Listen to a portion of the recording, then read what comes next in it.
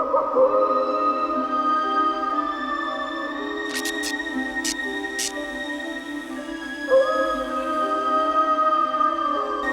Didn't notice you there. Hi, everyone. This is Viva Physical Media, episode 39. 39, okay, yeah. 39, feeling fine. We're recording this 2 days after we did our spring fundraiser, and we made $25,000 for the store. We made $26,000. Actually a little more than that. A little bit more than that. Yeah, so keep that under. But we are still doing fundraising for the store. So if you haven't given and you love Scarecrow and you love this show, go to our website. Click the button. Every little bit helps, and we're trying to get to 75,000. Yes, 75,000. So this is so that was a big thing on Saturday. That was huge. I told the barista at my coffee shop I go to this morning that we raised that much, and he was like, "How long was that? Like in 2 days?" And I was like, 8 hours, 8 hours. baby. And then we fist bumped. It was cool. That's awesome. Yeah. Shout out to my barista. So there was so much going on. There's a lot of cool things. It was too much. Pre-recorded, live, people popping in. Brian Trenchard Smith showed up briefly. Oh, let's do this. Should we show that book? Yeah, we should. This is his book. Yeah. He was in town because he was hosting screenings at both the Beacon and the Grand Illusion. And between those, we were able to snag him for like a few minutes to come onto our show, wearing a shirt that was perfect for our theme. We all looked very bright and very patterny. So he had this book, which is a great book about all of his movies. I'm so excited to look at that. Terry and Doug Browning were generous enough to get us a copy of this and get it signed. Signed to us. Kevin and Emalie, thanks for being fans of my work. Brian Trenchard Smith. Thanks. Thank you guys. Thank you guys for doing that. That's amazing. And now I was going to read this anyway, but now I have to read this copy. Yeah. I can't get another copy. Yeah, and you have to wait till I'm done. Now there's going to be some fights going on. We can rip it in half. I'm just kidding. I would never do that. Best compliment ever, I will say again, is when I told Brian Trenchard Smith that I watched Dead End Drive-In and I thought it was really cool and that I would love to just hang out at Dead End Drive-In because it's a cool vibe. And he told me that I'd fit right in and do real well at the Dead End Drive-In, and I love it. But yeah, we had a lot of other crazy stuff happen. We ate some weird food and drank some interesting alcohol. Some Sasquatch appearances. There was some Sasquatch appearances. A late in the evening cameo from legendary actor Tom Skerritt. I can't believe that Leo acted alongside Tom Skerritt. It's so weird. It's so bonkers. It's so weird. And he did great. But it's archived on YouTube. So if you guys, you don't have to sit down and watch the whole thing, but if you want to skip to different parts of it, see some interviews. The Rothrock's up there. There's the Family Feuds, which I destroyed. Lots of good stuff. David Schmader stopped by and chatted us up. That was fun. The Kaleidoscope guys. John Portanova came by with his props from his Bigfoot movie that he made. It was so whoever fun. We're forgetting. Thank you everybody for being part of it and being patient during our technical difficulties that we had. We came back from that pretty strong, even though it was a little stressful. It was scary for a bit there, but we came back. We were on for 8 hours, and I was like, am I gonna be able to do our Viva? And yes, I can. And I'm coming back, and here I am. Any movie stuff you're not going to talk about today that you were Yeah, I watched Hustlers last night. Oh, is that good? I still haven't watched it. It's so good with J-Lo, Constance Wu, and Lizzo and Cardi B, and the girl from Riverdale that I forgot her name. Very Wolf of Wall Street for girls. Okay. All right. It was a lot of fun, and I liked it a ton, and it made me feel happy. And it's a kick-ass soundtrack, and all those ladies rule. So Hustlers was really fun. Cool. Anything you want to give a shout out to? I've been watching some Paul Schrader movies too. Ooh, like what? I love Paul Schrader. I'm filling my holes because You're filling your holes with Paul Schrader. I'm filling the Schrader holes. I'm filling my Schrader holes. You gotta fill your Schrader holes. So I loved First Reformed, which I saw a couple years ago. That's one I still haven't seen. That's one, I love that one. And I recently watched his newest one, The Card Counter, which I thought was great. I also haven't seen that one. So I checked out Light Sleeper and The Canyons, and oh my God. I watched The Canyons and I was like, this is one of the worst movies I've ever seen in my life. So I went and saw The Canyons. Me and my friend Andrew went and saw The Canyons in theater when it first came out, and we were the only ones in the theater. And it was so bad that I decided that I I think I might have liked it. And so I like rewatched it, and I feel like I don't know if I like it or if I just like embrace it. You know what I mean? Interestingly, I got a message from a listener of Suspense is Killing Us, and he sent me, he'd seen my half-star review or listing on Letterboxd, and he sent me this article that I'm going to send you that is exactly that. Okay, cool. It's a really good read, because I read it and was like, this is awesome. I love that someone feels this way and wrote this. I'm never going to watch that movie again. I think I feel that way. If you think that the porn star James Dean is a piece of shit, he's also a terrible actor. So yeah, he's bad. He's bad all around. But Light Sleeper, Willem Dafoe. Light Sleeper is so awesome. So good. And the problem with the Canyons is that, like, I think Paul Schrader's movies, for as dark and fucked up as they are, actually, he's like got a lot of empathy for his characters. Yeah. And Bret Easton Ellis wrote the screenplay for the Canyons, and Bret Easton Ellis hates everybody. And so it just didn't work it just out. doesn't. I think that's where it clashes. Where you think, like, on paper you go like, oh yeah, perfect match, because they both make these like violent, like mean things. And then like you go, troubled characters. And you go, like, yeah, but Bret Easton Ellis could never make like Mishima. Yeah. Mishima, you know, or even Taxi Driver, which is like it'd be so annoying. I watched a movie called Chain of Fools, which came out in 2000, that I had never heard of, but the cast is absolutely stacked. It's like Steve Zahn with a mullet, and David Cross, and Jeff Goldblum. Jeff Goldblum is like this thief who like stole like 3 like ancient coins, and then Steve Zahn accidentally kills him, and then he realizes there are people that are after Jeff Goldblum, so there's this whole like comedy of errors type thing, and it's actually like pretty funny. I kind of like zoned out towards the end, but it was like, oh, there's so many people in that movie too. You guys should look it up. It was just like some weird little blip of a Y2K all-star cast movie, and also David Cross is super funny in it. All right, cool. So yeah, if you're a Zahn head too, check that one out. I fell asleep the other night watching a documentary about how we're all just living in a simulation. It kind of freaked me out. It was by the guy who did the Room 237 and The Nightmare about sleep paralysis. I don't really subscribe to that type of thinking. No. We're not in a simulation. Because it was like talking about how like there's a lot of people out there are like just like non-player characters. NPCs for all you gamers out there, and I like thinking that everyone has like their own stories, because those are humans, and that's real. This is real, you guys. Yeah, sleep paralysis. Wake up, sleep paralysis is real though. Yeah, Nick gets it a lot. Yeah, I've had it before. Sorry to call you out, babe. I had it once and I'd fallen asleep watching Brian De Palma's Redacted, which I don't like. Ooh, but the end sleep credits, paralysis post Brian De Palma. That's like a De Palma movie. The end credits are all just images of atrocities from the Iraq War, and so I couldn't move or look away, and it sucked. So I wanted to bring my sleep paralysis back to movies, you know. So it ties in. All right, let's. So on that note, should we do a mailbag? Let's do a mailbag. Okay.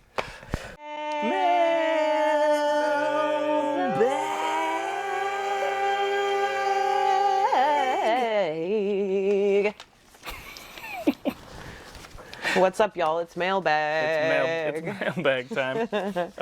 We got some letters. We got some. I want to start off. We mentioned this on our live stream, but if you weren't watching our live stream, the saga continues. So the saga continues. So we got this a couple times ago. This is Montana designated driver, just addressed to Scarecrow, says, "Kevin, is this true?" To which I answered, "Yes, it is true." Not addressed to anybody. No signature or whatever. We couldn't read the stamp on the front. Clues. No clues. We got this one on like Saturday. It's like some knights. I'll post a better. It's a weird image. Picture. Some knights. Looks like a wax museum or some sort of a diorama. There's an elephant fucking up these knights. I don't know. And on the back it just says, "Movie night." But night spelled with a K. You know, clever. This time we had a little more clues. It is a Seattle, Washington postmark. And it's definitely the same person, because the stamps are the same and the handwriting's the same. Stamps are the same, handwriting's the same. So we're on to you. The mystery continues. Keep sending them. But we still have yet to get Mr. Policeman. I sent you all the clues. Oh my God, I will die. I love that so much. So anyway, I love a good mystery. So Me too. Let's keep it going. Thank you, whoever's sending those to us, until it becomes not thank you. This message is from Sarah. How do you say that last name? Coriel. She sent this. I mean, that's what you've been saying, I think. That's what I've been saying. But I've never said it out loud because I'm always worried about ruining people's names. Okay. If you say it wrong, it ruins it.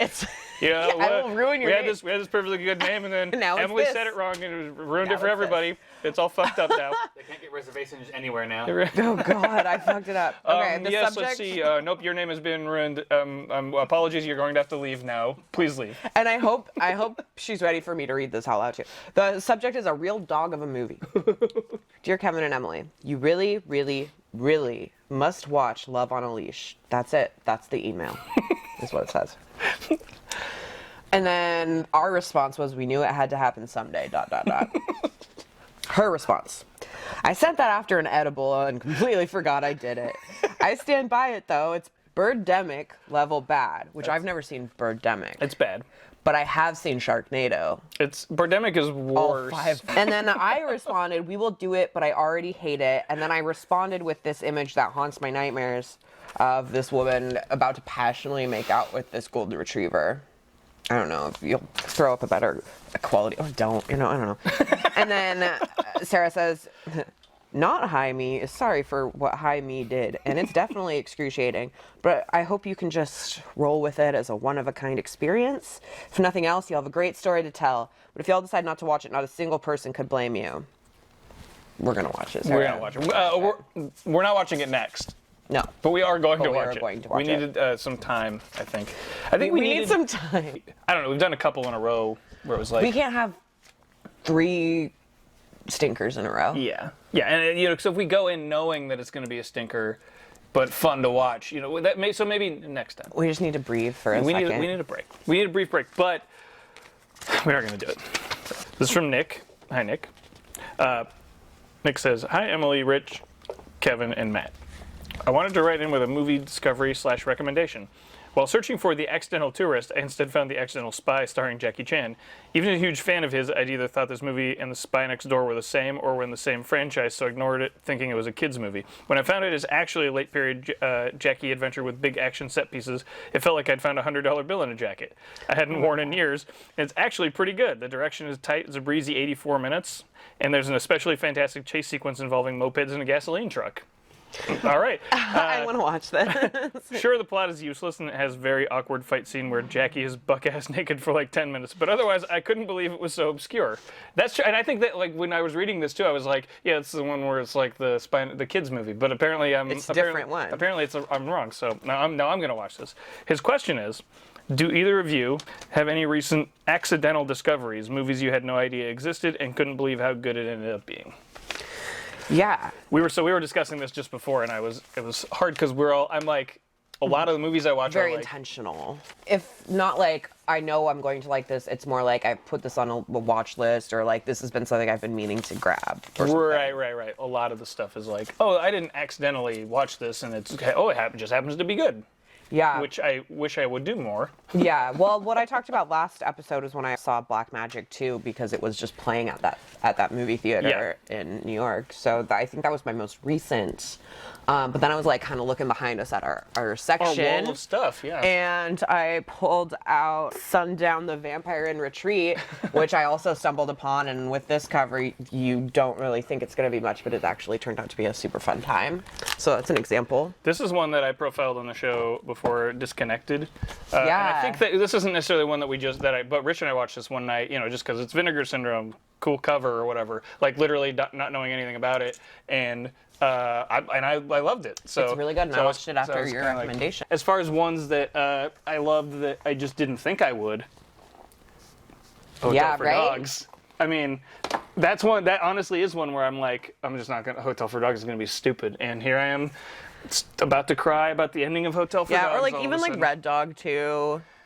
Yeah, wasn't sure about it. That was recommended to us by somebody, but also I was kind of like, who knows? Actually, 2 of the movies I'm going to talk about today are kind of like that, really? too. Okay. But I guess I shouldn't say it now. But later when I mention it, I will say that it's connected. I've done a lot of talking this weekend, guys. Please bear with me. One of my picks is sort of falls under that category as well. Yeah, so stay tuned. Rich, did you have one? Did I? I don't know. But then also when we do the chili nights, you know, things like rollerblade. Chili Night, if for those of you who are not in the know, who didn't see I think I mentioned it on an earlier one. Yeah. It's a semi-regular thing my friend Travis Vogt and I started in like 2005, and we just he makes his world famous chili, and we watch shitty movies. And What did you guys watch last time? Oh man, put me on the spot. We watched Cyber Ninja, We watched Beyond the Game, Beyond the Game. which has like a crazy ass cast. Just a terrible thing. Chili Night's great though, because everyone kind of sometimes like everyone brings a weird movie they found, and then who knows what's gonna happen or who knows what's gonna get watched. Shout out to Travis's chili though. Yeah. For real. Oh, absolutely. My favorite chili in the world was somebody when we were at the Texas Chili Parlor in Austin once. Somebody, I believe it was Tommy Swenson of one of the guys who runs the Beacon Cinema. We were at the Texas Chili Parlor in Austin. I mean, by the way, go to the Texas Chili Parlor in Austin if you're there. But he goes like, yeah, this chili's good. It's not as good as Travis's chili though. Yeah. I want to go to the Texas Chili Parlor. Can we go? Oh yeah, we're gonna go. There's a ton of movies from like Chili Night that we've discovered, because it's like sort of the test of a movie where it's like, can you break through these assholes who've been eating chili and drinking for 3 hours? If you're the third movie we watch and we're all like, Then pay that's attention, incredible. then you fucking did something. Yeah. Well, a little tangent on Chili Night there. Sorry if that didn't answer your question, but it's also like, I don't know. Yeah, I think it did. I think that honestly, I think that there's probably some back here that we've watched them and gone like, oh man, I watched this and now I want to talk about it because we didn't know it was going to be so awesome. Yeah. Oh, What about any of your rom-coms? Surprise you?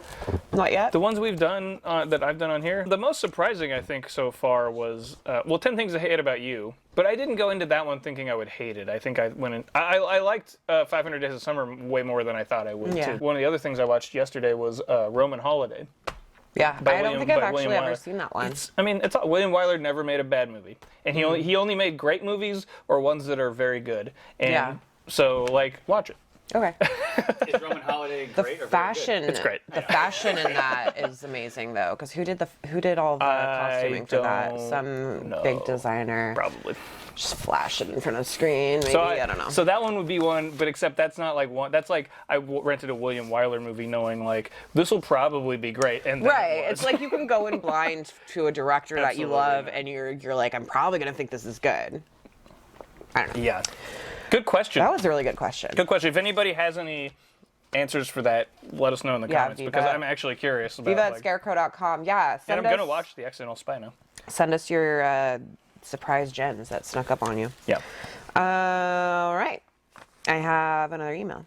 Nice. This one's from Connor. Well, Connor, he was here. I met him. He was here. I did. And then he sent us an email with some photos, and it was very nice. Hi, Emily and Kevin and Rich. Thanks for reading out my email. Yes, Seattle was great. Loved exploring Pike Place Market, and the Museum of Pop Culture was terrific. At SIF, I really enjoyed the anime rock opera Inuo and the adorable Marcel the Shell with shoes on. I didn't see either of those, but I'm sure they were great. Hope to visit again soon. Connor. Cool. I'm glad you had a good time here and got to see some cool places. And you were here during SIF, so that's awesome. Mopop's rad. There in years. It's been like it was pre-pandemic last time I was there, but I would host sometimes those camp out cinema things. yeah. Those are fun. Cool. Well, is that all of our mailbag? That's it. That's mailbag. So please send us more mailbag mails.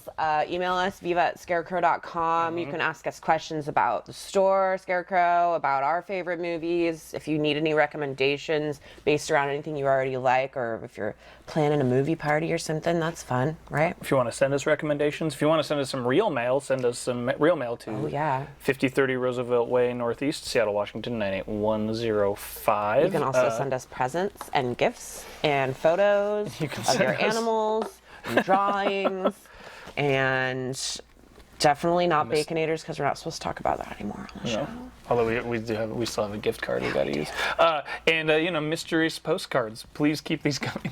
Yeah. Whoever you are. Whoever you are. Hopefully this stays fun and not scary. So that was our mail.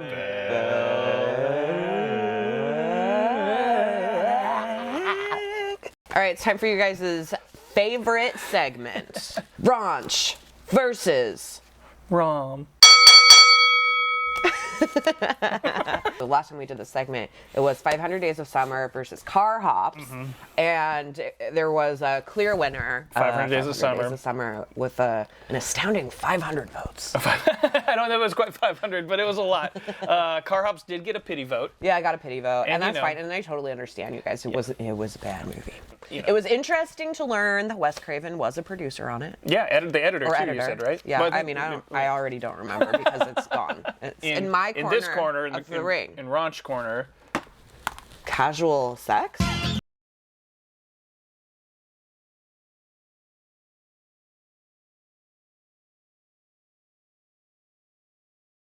Robert from 1988. And in my corner, Valley Girl. Directed by Martha Coolidge from 1983. Ooh, 2 female directors. Yeah, and you know, this one just kind of came to me. Look at this face off. It's a good one. I think it's a good one. So we're going to do our normal 2-minute on the timer where we kind of just go through why we think you guys should vote for our pick. And then we're going to round it out with a closing statement from each of us. All right, let's get this. So let's in get my this corner, battle. Raunch, casual sex, question mark. You ready? Yeah. All right, so this is starring Leah Thompson and Victoria Jackson. Victoria Jackson from SNL and Leah Thompson from Back to the Future and everything else. Yeah. You guys know who they are. Right. They are 2 BFFs who are sick of their love lives and they just want to get laid. And they just want to find the perfect man and achieve the elusive female orgasm. So they decide to drop everything and go to a health spa / resort together to try to achieve all of this. They don't really want to get healthy, but they want to fuck. So they go there and they meet a variety of men who meet and don't meet a variety of their needs, all while kind of becoming closer to each other. And this actually surprised me because it wasn't very raunchy. It looks like it because the back is like changing. It says they're contemporary women confronting today's sexual attitudes. And I was like, this is pretty much a raunch. So I went for it. And, you know, it follows in the vein of, you know, them going to a place and they're achieving these sex, whatever. Anyways, it's a mix of Romy and Michelle and the more recent Barb and Star Go to Vista Del Mar. I think it's really funny and it's a surprising discovery, written, directed by women, starring women, women's point of view sex comedy. And it also has frank talk about the AIDS epidemic and female sexual satisfaction. So I think that this is a surprising gem of discovery for me. Nice. Boom. 30 seconds left. Don't I have to keep going You then? got to keep going. Casual sex. So yeah, it's one of those movies where I was like, this might be a raunch, but then it turns out to be, yes, it is raunchy in the way that they frankly talk about sex, but it's also like from a surprising women's point of view, especially for 1988. And both of these women are super funny, and their best friendship together is just like super believable and great. Check it out. And you should rent it from Scarecrow Video in Seattle. Yeah, Victoria Jackson now. Is that her on the cover? Uh-huh. There's Leah Thompson? Yeah. Okay. It's hard to tell. Also from UHF, also now like a crazy right-wing nutbag. Oh, is she? Yeah. That sucks. But she was funny back then. All right. Oh yeah, I'm ready as I'm gonna be. All right, go. All right. So my pick is the revered classic Valley Girl, and I mean, what can I say about Valley Girl? First of all, Valley Girl has, I'm just going to get this out of the way, has an amazing soundtrack. True. I'll Melt With You twice on the soundtrack. A couple of Sparks songs, just a really good, like, new wave sort of 80s soundtrack. That was one of the weird things about the movie, though, is that it was like, there's a part where they go to like a punk bar, and then it literally all the music just sounds like fucking 80s music to me, but it's supposed to be like, this music's so loud and different, and you're like, it's the same as the music that was at your preppy party. I'm sorry, 80s. I'm sorry, the 80s or whatever. It isn't any different. But what this movie is about, it's about a girl played by Deborah Foreman, totally charming, and her friends, and they're like totally Valley Girls, you know, shopping at the malls and whatnot. She breaks up with her shitty boyfriend, played by Michael Bowen, and then at the beach she spies this really hunky dude who looks a lot like Nicolas Cage. And then his friend's like, hey, we should go to this Valley party. He's like, I don't want to go to the Valley. And if you don't know, the Valley's like, next to LA. It's where like, all the porn industry is. But also where this is like the suburbs or whatever. It's like the Valley. We don't want to go to the fucking Valley. So they go to this party. Nicolas Cage is all punked out with his buddy. So hot. And you know what? They fall in love right away. They fall in love so hard. And Nicolas Cage is just very charming and cool. And she like, of course, is smitten with him. And then it just becomes like a very sweet romance between the two of them. It's a little Romeo and Juliet, 'cause it's a little like, wrong side of the tracks, this side of the tracks. But and her friends eventually are like, no way, I don't want to, you can't go out with him. And she has to decide, do I go out with Nicolas Cage or this preppy guy? And like, that's the only part I didn't like. It's very contrived, because like, go out with fucking Nicolas Cage. Anyway, it all ends at the prom, which is, fine, whatever. But they're totally charming together. There's a lot more nuance to it than like a lot of the 80s sort of comedies you would see in its wake, I feel like, for a lot of the movie. Boy. And I'm just gonna stop there because I can't think of a whole. I couldn't fit one more thought into 5 seconds. So I don't know, Valley Girl. Here's my last zinger as a closing argument. Andrew Dice Clay is in this as a tough, dumb New Jersey womanizer who undergoes a delightfully sensitive glow-up transformation. Oh. That's my closing statement. Hey, how you doing? My name's Vinny. Hi. You girls better be nice to me. I came all the way from New York just to meet you. Really, what part? Well, actually, Patterson, New Jersey. You familiar with the Straight Street exit? My closing statement would not be about either of the leads, because I think, I said both of them are adorable and charming. People who play her parents are Colleen Camp and Frederick Forrest, and they play her parents, and it's like kind of a change from how you see parents in these movies a lot, because they're ex-hippies, and they own a health food store. They're like supportive of her. They're not like, where were you last night? Yeah. They're like, hey, you got to live your life. Are you okay? What's going on? And also, Colleen Camp and Frederick Forrest starred together earlier than this in another famous movie called Apocalypse Now. Huh. And now here they are playing hippie parents of this Valley girl. Julie. Julie, we were young once. Your mother still is. We understand. This isn't the age of Aquarius, What did it were? God, why don't you just punish me like Stacy's parents do? Bad karma, dear. Well, you guys, you heard our arguments, and now it's up to you to decide the winner. I think this is a tough one. This is actually a really tough one. Because I think we both liked the movies that we watched. You know what? I'm going to throw this in here real quick, because I was reading a friend of the show and the podcaster, movie dude, Brian Saar's review on Letterboxd, and he proposed, this is him and his wife's like favorite movie, and he proposed to her on a one sheet of Valley Girl. That's so cute. And I was like, I didn't love it as much as he did. It's not like my favorite movie or whatever. Yeah. But that made me like him a lot more. I was like, oh, well, what a good story. All right, who's it going to be? Let us know in the comments. Is it the Raunch, casual sex? Or is it the Rom, Valley Girl? Like, totally pick one. Totally pick one.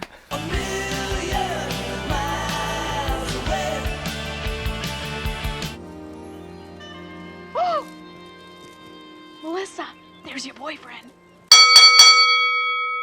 Let's get into it. You're laughing already. So I know you're excited. I see the fire behind your eyes. I am excited because I'm going to. A couple episodes ago, I talked about like 4 Michelle Yeoh movies. It's our show. We can bend the rules. We can do whatever we want within reason. Yeah. So we'll see if this falls within reason. We'll see. And I was gonna do this last time, but you picked Black Magic 2, and I didn't want to have it be too Hong Kong heavy. Yeah. And I've talked about a lot of Hong Kong stuff on the show before. Yeah. Big fan. And I'm going to do it again tonight. I'm going to talk about one of my favorite directors who I discovered pretty much through working at Scarecrow Video. Oh, I'm going to talk about all of his movies. Kevin, that's more than 2. That is more than 2 movies, Kevin. It's more than 4 movies. That is more than 4 movies. This is like 12 movies. And you know what? Go for it. I'm going you for can it. fucking do it, because it truly is our show. So I'm going to real quickly just give a rundown of the filmography of one of my favorite filmmakers, and bear with me because Did you take notes even? I did not. I'm looking at Wikipedia because his name is different in. Okay. So it's Lam Ngaio Kai, All right. Nam Lai Choi, Okay. Nam Lai Choi, or Simon Nam, And what do you like or in the best? 1953. I mean, what do you call him? If we had a director section for this person. Whew. That's a whole other thing. So, well, let's say Simon Yam for now, and I'm probably not going to say his name again. This is all of his movies that he directed. The only one I haven't seen is the only one we don't have, which is Three Stooges Go Undercover. We don't have Hong Kong comedy. We don't have it. Is it available? I don't know, but that's the only one of his movies I haven't seen. So, damn. Okay. And you might remember I talked about this guy in a very early episode. I think episode 2. One of the talked first about few, The Cat, yeah. one of my favorite sci-fi Hong Kong sci-fi horror action movies. Just fucking amazing movie. Check it out. He started off as a cinematographer at Shaw Brothers. And then he eventually started directing, and he co-directed this first movie, One Way Only, which is sort of like about an actor who's also a motorcycle guy, or a guy who wants to be in like doing stunts and stuff. Pretty cool stunts and stuff. I don't know, it's okay. It's not great. It doesn't get real weird like his later stuff. Yeah. These next two are where he kind of like came out of the gate. Brothers from the Walled City and Men from the Gutter. Both just awesome, real gritty, dark from this period of Hong Kong action cinema where it's just like.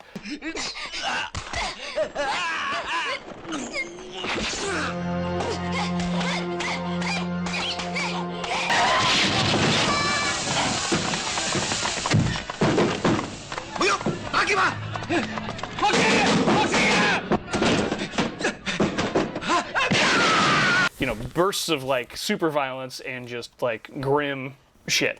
The next one, this is a really dark like rape revenge thing, Her Vengeance. And this was the last one of his I watched. It took me a long time to get around to it because I was just like never in the mood.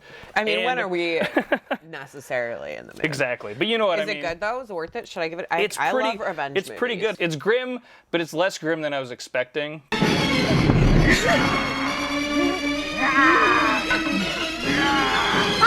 So it's very much in that like that vein of Park Chan-wook stuff where it's like is the cost of vengeance higher than the cost of no vengeance, Also, kind of thing? is the cost of like watching brutal rape on screen worth the satisfaction you get from watching the vengeance? In some of these movies, they don't have that balance. And this was less brutal than I was expecting. So I think I was kind of expecting more just because he's an exploitation director, and so and it can get pretty pretty nasty and stuff. Then we sort of move into a different period of filmmaking for the dude with Ghost Snatchers.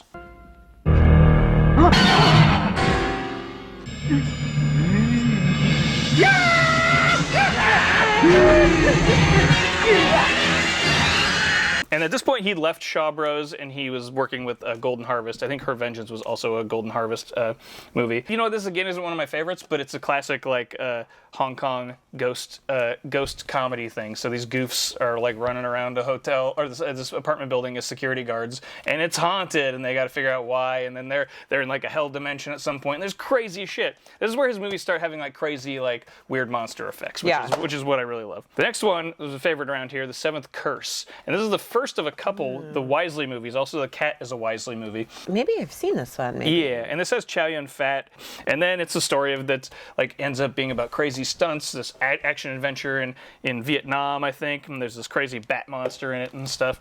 Just cool. Also, there's a stunt where like a dude gets run over so hard you're like, I swear that guy didn't make it.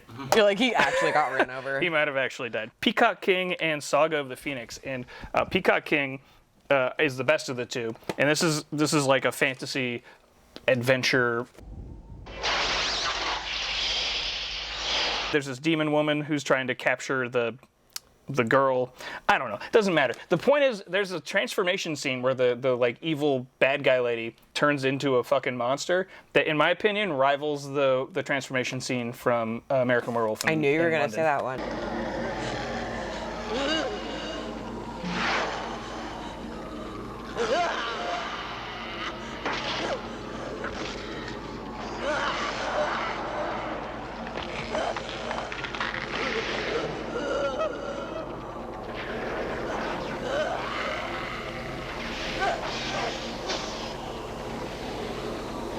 To just make these crazy special effects. Next one's Killer's Nocturne. There's not much to say about this, except this is like it takes place in like Shanghai, and it's like a gangster movie.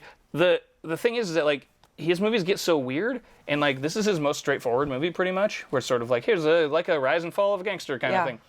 There's also a part where the hero boxes a kangaroo in this. So.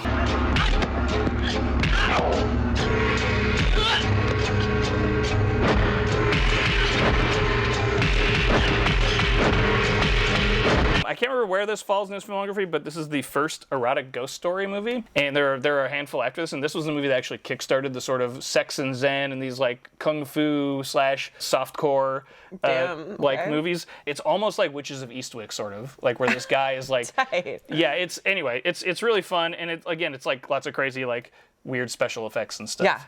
Yeah.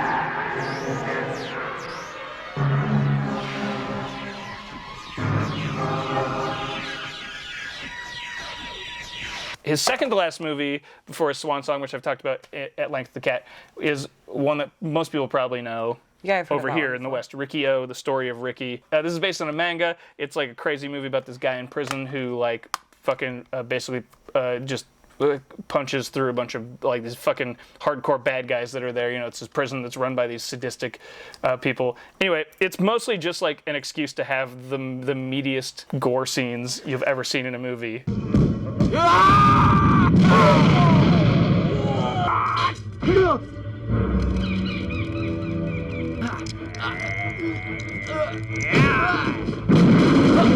Even a scene where a guy gets thrown into a giant meat grinder. It is crazy. That's appealing to me. Fucking nuts. If you haven't seen this? I haven't seen it. There you go. I'll take it home. Take it home right now.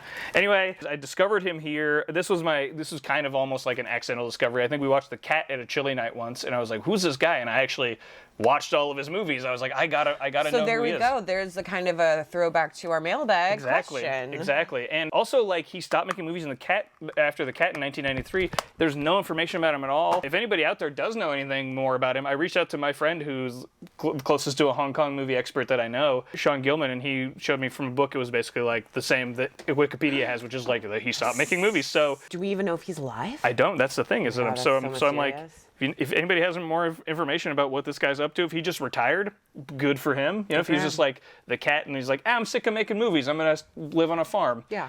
Cool. I just think it would be cool to know. That was a great rundown, actually. All right. Check all of them out. Yeah! I don't have 15 Hong Kong movies to talk about, you guys. No, that's good. But that's I do have one regional slasher. Blood Hook.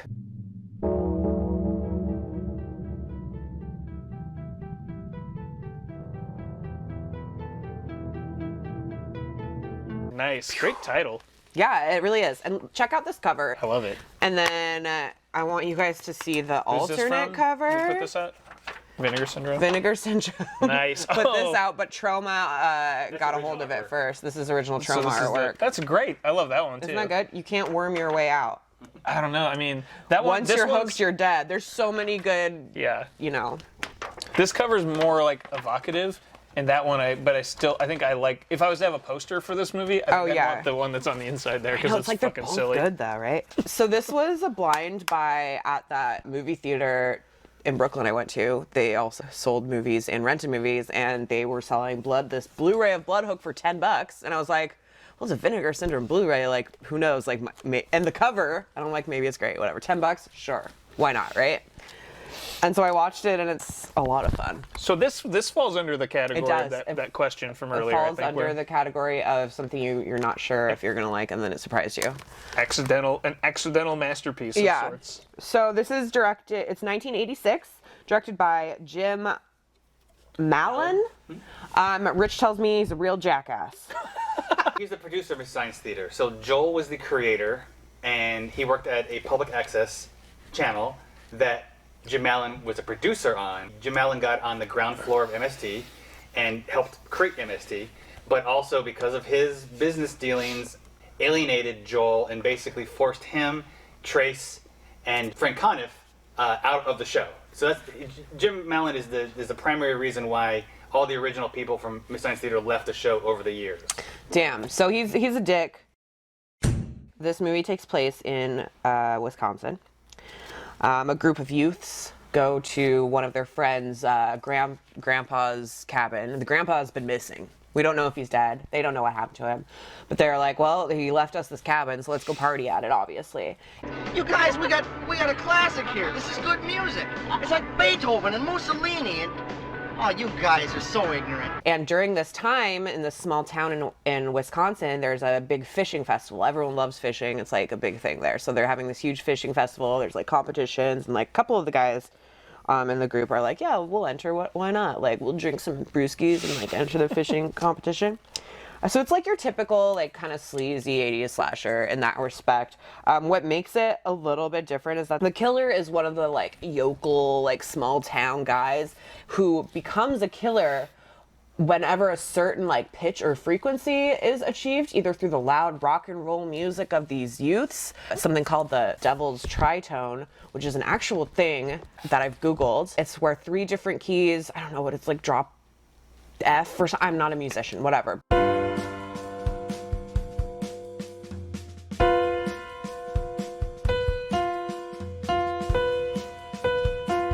But it's like 3 unnerving sounding keys at the same time will make this weird sound that the churches used to call the devil's tritone because they don't like it played on sacred grounds because it's just makes people feel weird, you know? Right on, okay. It's played in a lot of like Black Sabbath and et cetera, okay. You know? You know, they're guessing that maybe the killer is turning this way because of that, or maybe the devil's tritone is created from all of the cicadas that are out and about in Wisconsin, in the trees. The cicadas are loud. They've got incredible resonance. Listen to them make the air vibrate. Anyways, whatever it is, it turns him into a crazy possessed killer who goes out with his fishing line and his huge, I believe they're called bobbers, with barbed hooks, and he casts it, and it always finds his victim, and it lodges in them, and instead of just like kind of ripping out a little skin, it lodges deep in them, and that's how he kills people. Okay, which I think right. is really fun.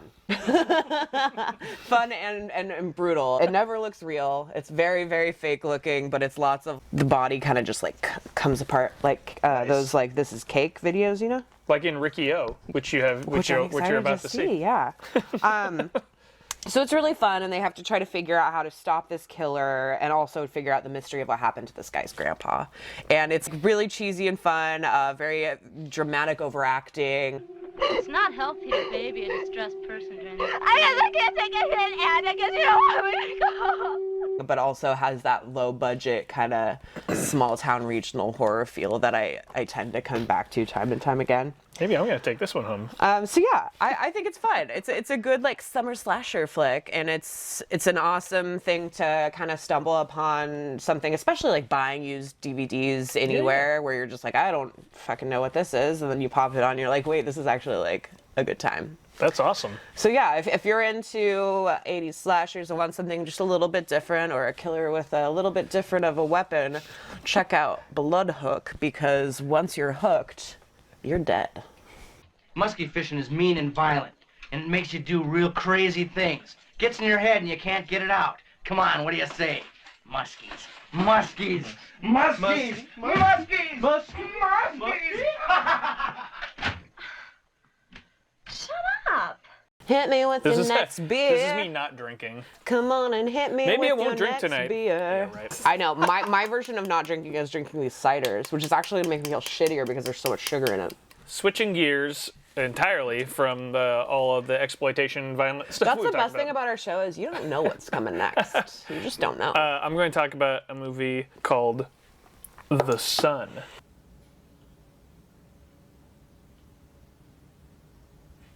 This is my favorite movie by the Dardenne Brothers. If you don't know who the Dardenne Brothers are, most of their movies are out on Criterion, but they directed, here at this point they did La Promesse and Rosetta. They're Belgian brothers. Almost all of their movies have a very distinct style. They make the most intense movies I've ever seen. Serious? I don't think I've ever seen any of these. Yeah, I'd recommend all of them.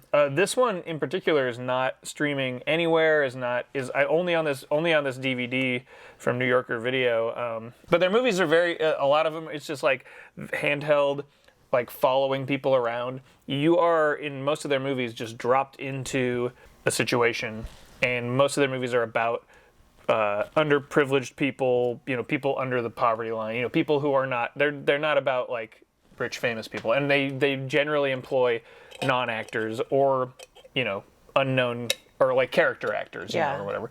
The star of this, Olivier Gourmet, he's in pretty much all of their movies.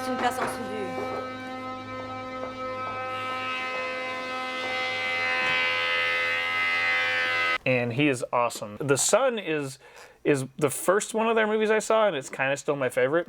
I'm not going to give anything away. It's the kind of movie where the movie is revealed to you as it goes. What exactly is going on here? So I don't want to give away too much, but he's this guy who's like a carpenter, a teacher, and he works at a school, teaching boys how to, young people how to do carpentry. And this kid shows up and he starts following this kid around. He's watching him all the time, and you're like, he's following him around the building. He's like, why is he watching? And then he's like, oh yeah, I will let him into my school. And he's very interested in this kid, and you kind of just don't know what's going on the whole time. And I'm literally not going to tell anybody anything, because if you haven't seen this, first of all, if you haven't seen any of their movies, check them out. If you haven't seen this, though, I'm not going to reveal what happens in it, because it's an unfolding of what's happening, and it's just they couldn't be further removed from the genre stuff that we talked about or whatever. Is it kind of like Haneke a little bit? No. Okay. The Dardennes have deep empathy for everybody that they're making movies about. They're not making a point. They're not trying to score points off of here's how society is dumb or something. Yeah. They're and I love Haneke. Yeah, too, yeah. But you know what I mean. The camera is so close to them. It's almost a documentary. The tension in their movies ratchets up constantly. Je peux prendre ton couteau? Pas propre dans l'armoire?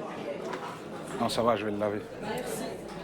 Big action filmmakers and horror filmmakers and stuff could learn a lot from the Dardenne brothers. It's so intimate that you're uncomfortable how close you are to these people. What would you say another movie besides The Son would be good for someone who's never checked them out? I would check out Rosetta. That was I think that was I can't remember if that was their first movie or if La Promesse was, but Rosetta is probably the best. I would say watch all of them, but I would say Rosetta is a good 0%. I haven't watched any of their stuff. But I would say Rosetta is a good in for you. Or this one. This one sounds really good. It did win the best actor at Cannes. And I think they've won the Palme d'Or twice, I think. Cannes. I think they've won it 2 or 3 times. I think Rosetta won, and I think they won it for Kid with the Bike as well. These guys know what they're doing.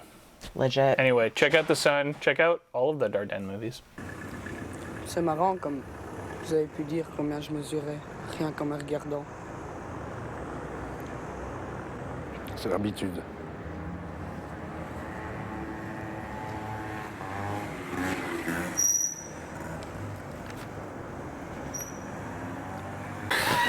So we're shifting the vibe. There's a big vibe shift. We have been shifting the vibe because we went from Hong Kong to Bloodhook in Wyoming or Wisconsin or wherever I just said that was from, to Dardenne. Yeah.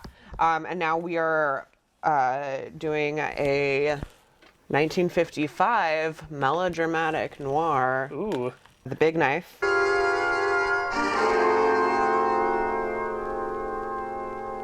Directed by Robert Aldrich. Aldrich? I would say Aldrich. Okay. Look how good this cover is, too. So many good covers. It looks like he's listening to his iPod.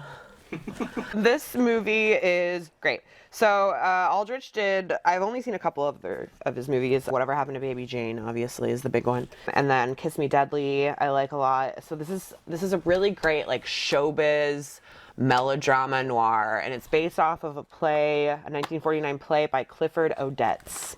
There's also really cool poster art. That is cool, but there's more. I'll send you the one I'm talking about so you could flash it on the screen. Poster art for this movie is insane.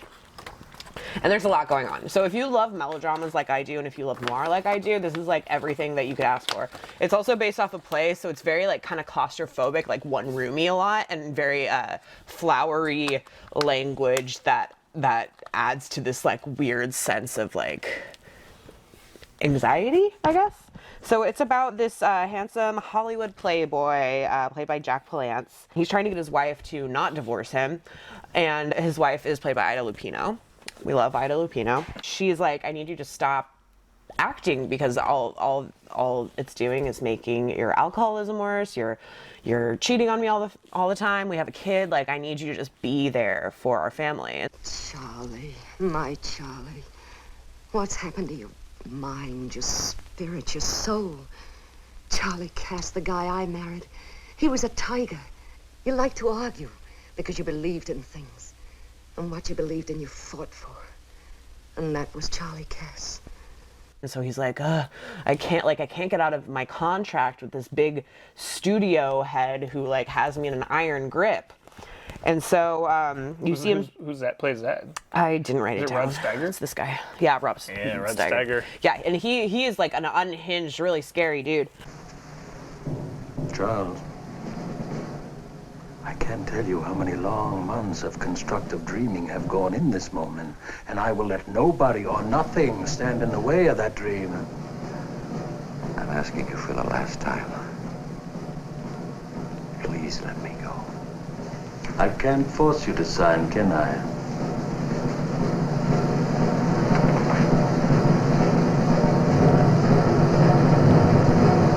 Can I? So on top of all of this, there's so much going on here. This is like such a drama. On top of all of this, his best friend Buddy just got out of jail, and Buddy was in jail because he took the fall for a drunk driving accident that really Jack Palance was the cause of. Wow. And they killed somebody. There was also another woman in the car with them who Jack Palance was having an affair with at the time, and this is all under wraps. Buddy took the fall because he knew Jack Palance was a big Hollywood star. But now this woman, who was also in the car accident, is starting to like get drunk and like have loose lips at all the bars, and she's saying, I know a secret about this guy. And so the studio exec head, who also knows that this happened, is like, we can't lose any money. So no, you are not breaking your contract, and also, we're gonna have to kill this lady. Good night. How do you work that? There's no standard procedure. Well, what do? Ship her east? Charlie, she's all mouth, all gab. So, gotta get it fixed. She never opens her mouth again. Meanwhile, Ida Lupino is like, you need to just stop acting and be a father to our kid and come and live with me. And he's like this. Like, Jack Palance is like that the whole time because he's like, I don't know what to do. So there's all these different dramas going on. It's like such a claustrophobic, intense melodrama. Wow. And murder, blackmail, alcohol, suicide, and fucking cinema, you know? It's very hypnotizing, dark showbiz noir. That sounds and awesome. It's really good. So if you're into any of those things that I just talked about, plus Ida Lupino is just amazing in everything she's in, and everything she directs. This cover too is by one of my favorite comic book artists, really? Sean Phillips, who does most of the stuff he does is the crime noir stuff with the writer Ed Brubaker. They have a series called Criminal. They have this recent book series called Reckless that's awesome. Okay. But it's all the stuff All that that they same did. They kind have of a 1940s behind the scenes film noir sort of series called The Fade Out that's like all about the blacklist and stuff. Ooh, nice. That's like so yeah, the very totally like the relates to it. Sorry. showbizy noir stuff. Yeah, that's I love that. Like the very dark Hollywood. Yeah. I love stuff like that. Yeah. And this definitely delivers. It's very hypnotic. Check it out. It's released on the Arrow Academy Blu-ray. Looks great. Cover's awesome. Everyone's good in it. Give it a shot. Who invented soda? How do they make it? Ooh, what a weirdie.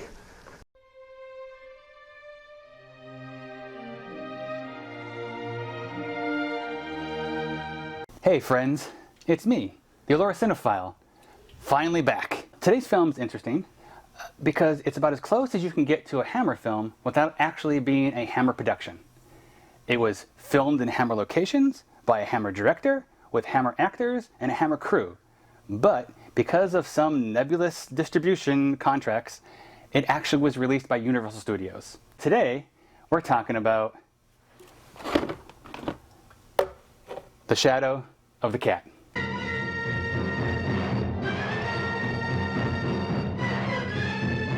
Shadow of the Cat was directed by John Gilling in 1961, and it is a tight 79 minutes. I'm not kidding. There is no fat on this movie. Within the first 5 minutes, we know who's murdered, who murdered them, why they murdered them, where the body is. We know the cat saw them murder them. We know they know the cat saw them murder them, and we know they want to kill the cat.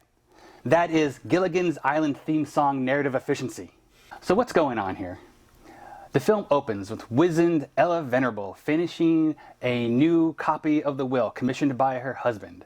And not 10 seconds after she's finished is she brutally bludgeoned to death by butler and charisma vacuum Andrew. I have done, Walter. I've done everything.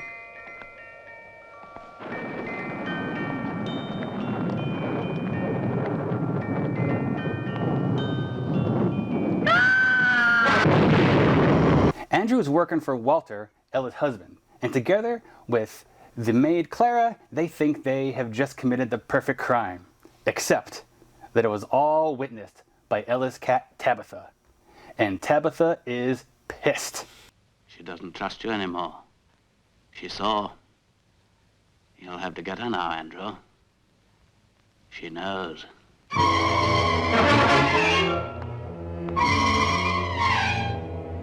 Besides Tabitha, there's one other fly in the perfect murder ointment, and that's the original will. The will that basically gives all of her money to Ella's favorite niece, and none of it to Walter. That will is missing.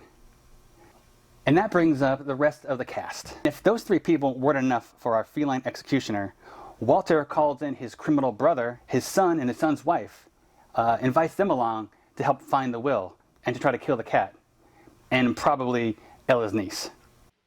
We'll deal with Beth all in good time. Or at least you will. And speaking of Ella's niece, on the non-murder side, Ella's niece shows up, and she's invited by Walter under the pretense to take care of his old ass. A police detective and a reporter slash love interest kind of round out the good guys. Now, even before everyone is under one roof, Tabitha is scaring the absolute shit out of everybody. She is jumping into windows, she's running through shadows, she's sneaking around, she's clawing at people. Everyone's nerves are at 11. Look, he's come back! And it's this atmosphere that Beth, Ella's niece, finds herself. And she's like, what in the fuck is going on here? Like, everyone is acting really weird. No one hated this cat the last time she was in town, but now all of a sudden these people are absolutely scared of this cat. And this is the weakest part of the film. These people are victims of their own guilt. Their own conscience are making them do these crazy things. Obviously, this cat really isn't a problem, but this is some like Telltale Heart type shit. They are just going crazy. And it gets kind of almost camp at times. I'm afraid of this cursed house. I can't stay here. You can't leave me. You can't. I'm so afraid. So am I. Clara, so am I. Don't leave me, Clara. For heaven's sake. Clara, don't leave me. But the actually very good acting kind of keeps it together and keeps it going too far into kind of Goofyville. If you could throw that whole thing into the bin of disbelief, I think we'll have a good time with this movie. So, once Beth and the rest of Walter's scumbag family are under one roof, it's time for Tabitha to start killing. It's awesome to watch this cat turn into a sleek nemesis as she leads Andrew to his swampy demise.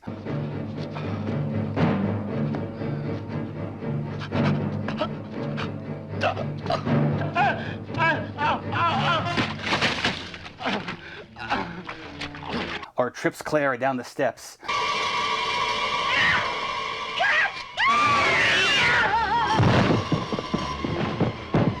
Oops. Nearly everyone in the film who isn't above board is put 6 feet under. Seriously, Tabitha has a higher body count than Freddy Krueger and Leatherface had on their first films. Where the hell is her franchise? And by the end, beautiful and lovely Beth wins the day and rides off into the sunset with the hunky reporter slash love interest. And it's, good guys win. But there's a little epilogue. At the very end, the house is sold, and a new family is moving in. And they're bringing in the furniture, and the husband and wife kind of comment to each other, man, wouldn't it be great if Grandpa would just change his will? And then the camera slides over, and you see the whole thing is being watched over by Tabitha.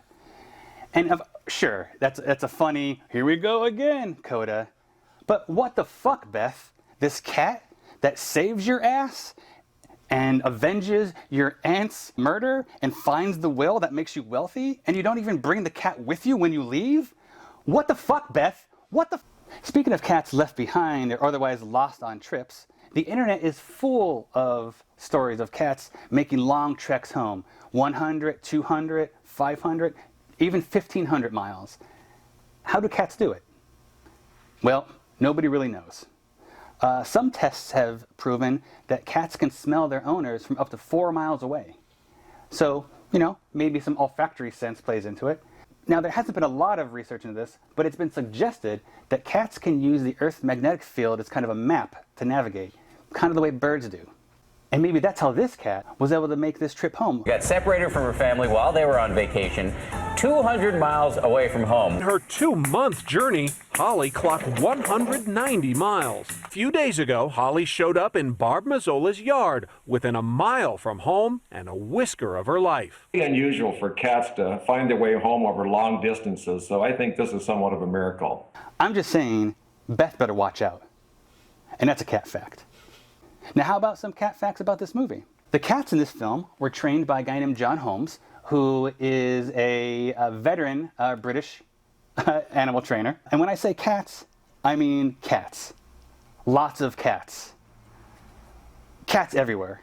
So many different cats were used, and none of them look alike. Apparently, the production itself was miserable for everybody for lots of reasons, but one of them being the cats were very difficult to work with. They kept escaping, they kept trying to get new cats, they would have to train those cats, and it just became kind of crazy. In fact, one scene where a cat is escaping from Andrew in the swamp is actually a real cat escaping actually from Andrew in the swamp. And they just used it, said fuck it, and moved on. Probably because of all the escapes. In some scenes, you can actually see a little cord tied around some of the cat's legs. At some point in the film, there's actually puppet cats. I thought it was actually delightful and added atmosphere. But in reading, it turns out that they just got fed up with the real thing and decided to use prosthetics. Now, dear viewers, I'm going to relate to you a terrible story. But it does have immediate comeuppance. So because these cats were so difficult to work with, the main effects guy decided to set up a little minor shock to one of the cats when they needed the cat to jump on cue. And it worked. They shocked the cat, and the cat jumped, and then defecated all the innards of its bowels all over the effects guy. So fuck you, effects guy. All in all, I like this movie. It's a lot of fun.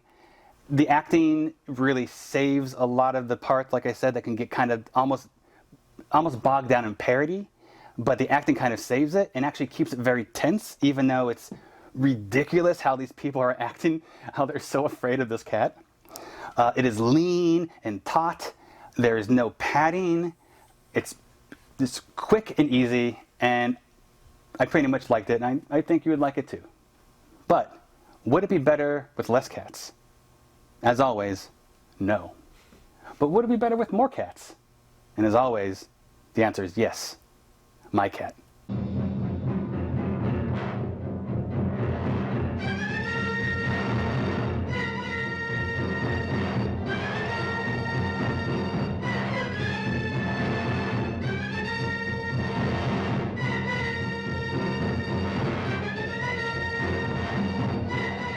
Who let the dogs out? Who did? What a nightmare. It's just us showing up being like, we let the dogs out. We did. We let did. one dog out that maybe shouldn't have been let out. Nobody should have ever let this dog out, but they did, and so we watched the whole story about him. His name is Rover Dangerfield.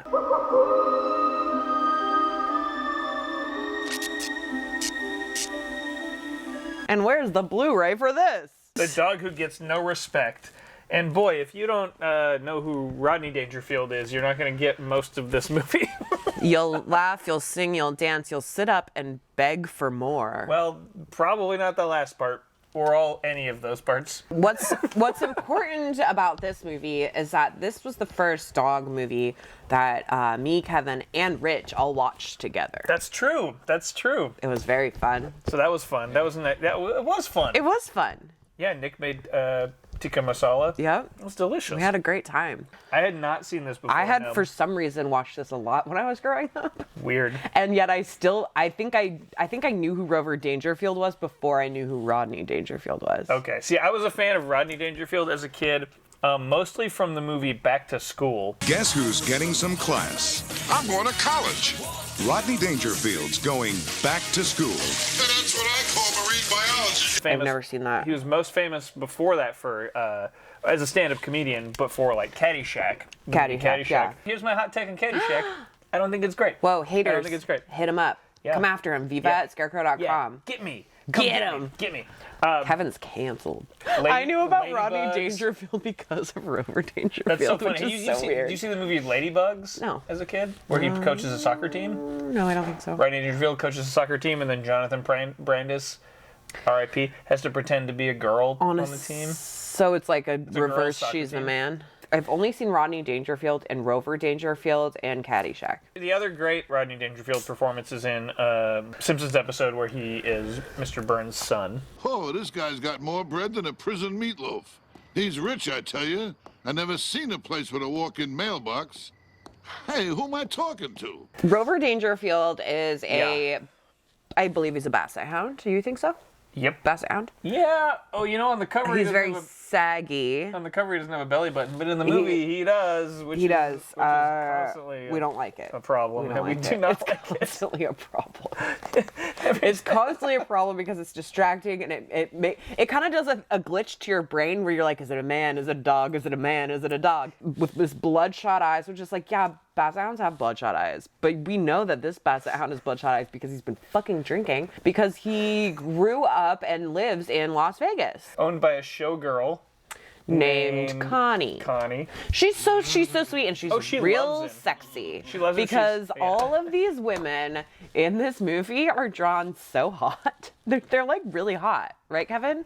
I think so. You think so? It'd be weird if the movie took place in Las Vegas and they weren't, and the sexy ladies in Vegas weren't sexy ladies. This is a G-rated kids comedy. But it was originally planned to be it was originally planned to be a Bakshi-esque R-rated movie that somehow I didn't look too far into it. Somehow evolved into becoming not PG-13, not PG, but a G-rated kids movie. Her boyfriend comes in, Connie. and he's like straight out of a Bakshi movie. And he's smoking and stuff. Rocky's and he looks so like scary. He looks like he's carved out of stone. He looks but like in a bad way. He looks like scary.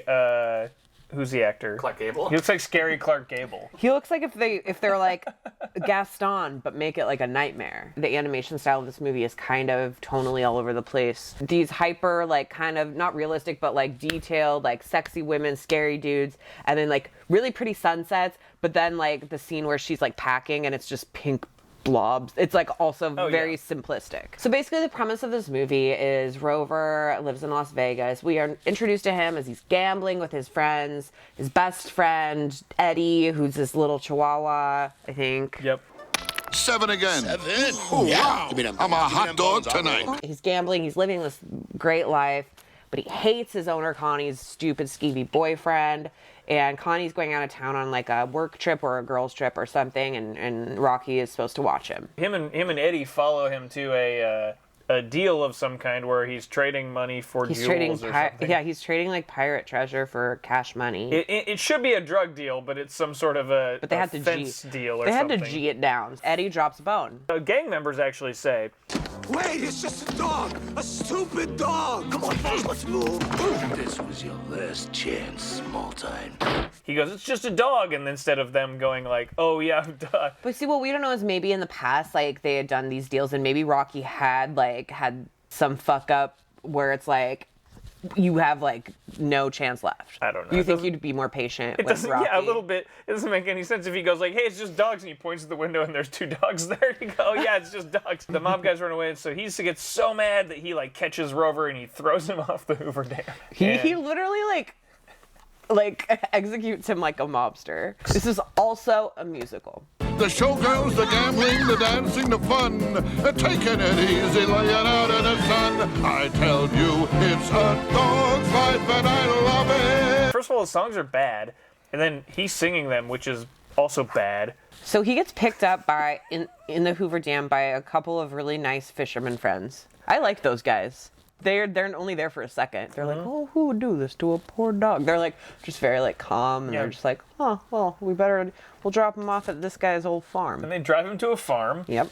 And then the farm is run by a farmer and his son and his wife. And his wife.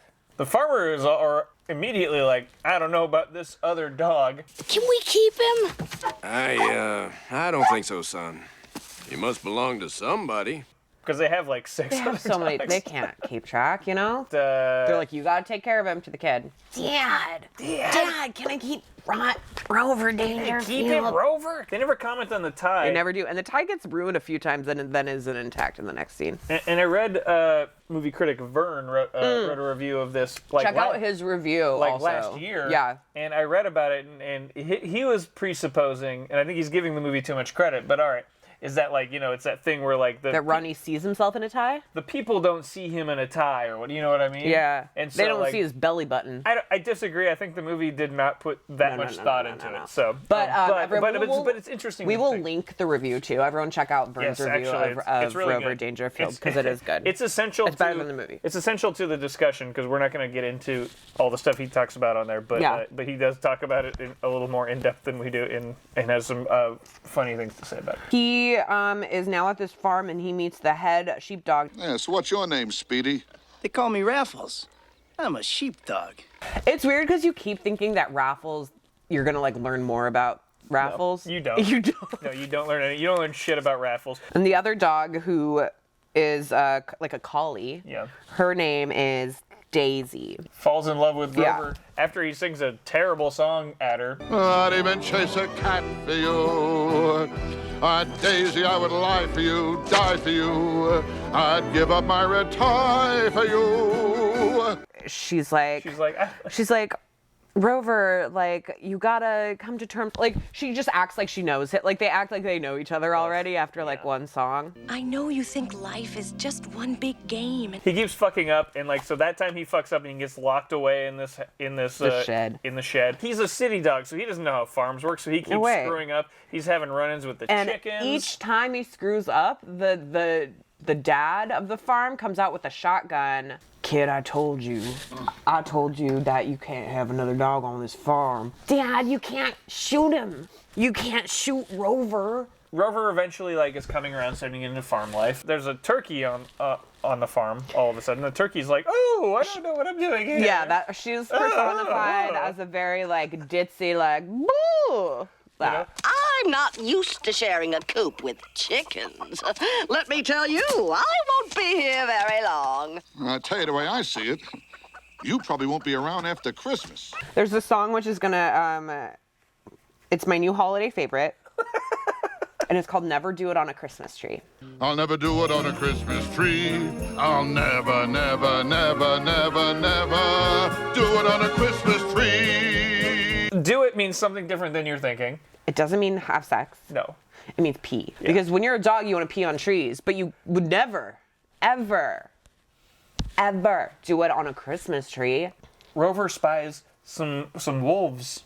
The wolves are coyotes? The wolves, I think they're wolves. They're wolves. And they are scary. The wolves have the same vibe as the Rocky, as the shitty boyfriend. So they're coming onto the farm and they're gonna fuck up some chickens and eat some animals. And so Rover's like, I'm gonna not let him do that. Because I love this farm now. These are all my friends. And the wolves end up killing the turkey. But then Rover somehow grabs it at the wrong time. The wolves take off, and the dad comes with the kid, and they see Rover holding this turkey with the limp neck. Gobble, gobble, gobble. Come on, you're okay. Come on. Snap out of it, will you? Come on. And then to top it off, he starts Weekend at Bernie's-ing this turkey, being like, it was kind of funny. It's actually kind of funny. It's maybe one of the only actual funny parts of the movie. And then for some reason, even after all of this time getting to know Rover and whatever, the dad's like, oh, this stupid tie-wearing basset hound definitely killed this turkey. Son, we can't just give him back. We're gonna have to take him out and shoot him. But the wolves end up attacking the dad, and Rover saves him. So it's a situation. Because Rover just fights off all those wolves.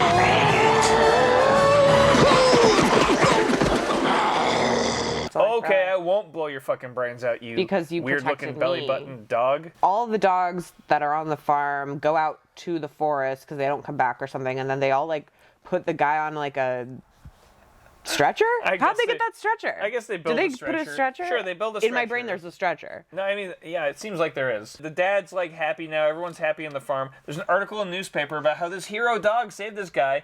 Also, meanwhile, Eddie, Eddie's who is like, Rover's best friend, is so fucking depressed because he's all alone now. But he finds an article going like, oh man, here's where Rover is. Rover! He takes it to Connie. Connie sees it. Connie's like, oh great, I'm gonna get my dog back. Because she actually is a good person. She's very briefly in the movie, but she's a good person. At the beginning, she gives Rover a big old cartoon steak. A whole steak. So she goes to the farm. The stupid little kid's all sad because he's going, Rover to go. Daisy, the collie girlfriend, is like, wait, you just said you just had this whole song about how you love me. I'm in love with the dog next door. And then you find out you're going back to Las Vegas and you're just like, bye, bitch. So he's back in Vegas. He's telling stories about the farm. And also all his friends are like wearing sunglasses. All these dogs are cool. Show dogs. They have cool accessories. What about the girls? And he's like, oh, and he gets all sad and because he misses his one girl. He misses his farm And then Connie can kind of tell that he's feeling sad, and so she goes, do you want to go back to the farm? And he's like, oh, and he like wags his tail, and he's like really excited. So she's like, all right. But before that, bad boyfriend busts in. And he's like, oh, hey, how's it going? And, and then he ends up saying something that incriminates him. And he gets into a car and then... She slaps him. Yeah. He ends up chasing, like, Rover chases him out of there. Get him, Rover! Okay, in here.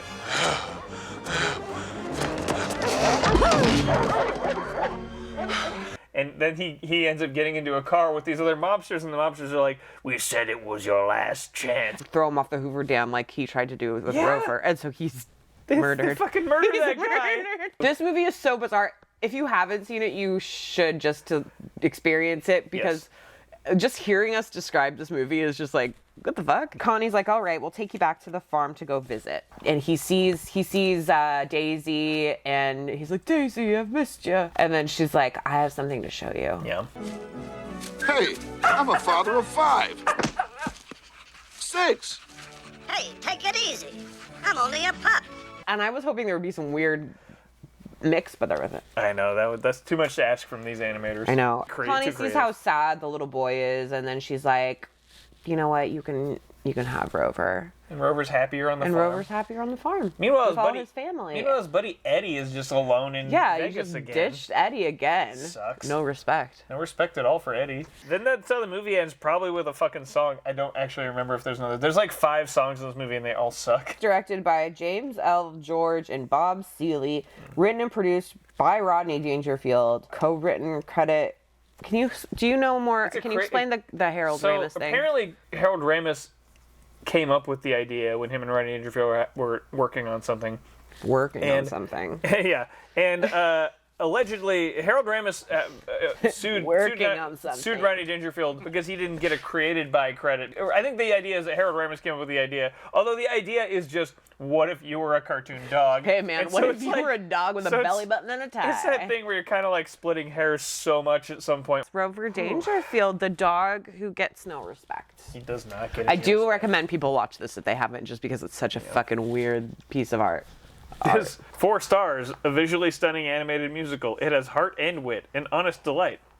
No. None of the things that were said in that review are true. It's not visually stunning. The only visually stunning thing about it is the Vegas showgirls. Wait, no, it's true here. It is an animated musical, unfortunately. True. That is true. I give it a paw and a half. I'll give it a paw and a half, yeah. No millionaire dogs. It's not like an atrocity that has been visited upon us for no reason except that, like, we exist, and so we exist to suffer or something. Because we exist, therefore Rover Dangerfield must exist. Rover Dangerfield is like... And that is the law of Dad. I don't know if I would want to see the R-rated version. I mean, it would have been more interesting and, like, weird, but it would have been also, like... It would be more risque comedy. I know. It would be more of his actual, like, stand-up. As it is, it's about a... Maybe more, like, mob-focused. Maybe there would be more, like, gangster stuff. Yeah, maybe. I don't know. I don't know. At any rate, what we got was this movie that is, like, rightly forgotten by history, Rover Dangerfield. I think that you should check this out just to have it in your brain. Yeah, I don't know how easy it is to come by, but there's a Warner Archive edition of it. Well, what do we got for next time? Early on, we did like a couple Cop Dog, Detective Dog movies. Yeah. And I think we got burned out after 2 because we did like Turner and Hooch and Top Dog. So we're gonna do the other one. now, which is Canine. They're the two toughest cops in town. One's just a little smarter than the other. James Belushi in Canine. Don't worry, guys. We got the patrol pack. Starring Jim Belushi and this German guy, and this Shepherd. cutie. This was a staple for me as a kid. This and Turner and Hooch I watched a lot. Are we going to watch all three? We are not. Well, I mean, maybe you are. I'm going to watch the one, and then I'll call it good. I'm going to rewatch that one. I'm not. The Canine, the patrol pack, and it has Canine, K911, and Canine PI. We're only going to cover the original from the 80s. Unless I really like it, and then I'll just cover the rest. So stay tuned. Yeah, stick around. Canine. Stick around. Just be around like your computer or whatever.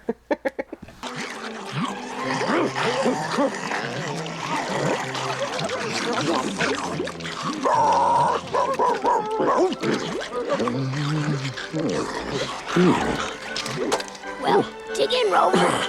All right, thank you guys for watching our 39th episode. Woo! That's amazing. Next time is 40. That's crazy. Maybe we'll do something. Well, we'll do something because we'll do the show. But maybe we'll do something extra special. We'll definitely do something. We'll do something extra special, perhaps. Yeah, maybe we'll. Please feel free to email us at viva@scarecrow.com or come to our store or mail us stuff, 5030 Roosevelt Way, Northeast Seattle, Washington, 98105. Please donate to Scarecrow because we are doing our spring fundraiser, and every little bit helps to keep everything accessible and around for you guys and to stay with our doors open. Listen to our podcast, Scarecrow Radio, and also listen to Mark Steiner's Soundtrack Cinema. Viva Physical Media. Viva Physical Media. And we'll see you next time. See you next time. Bye. Bye.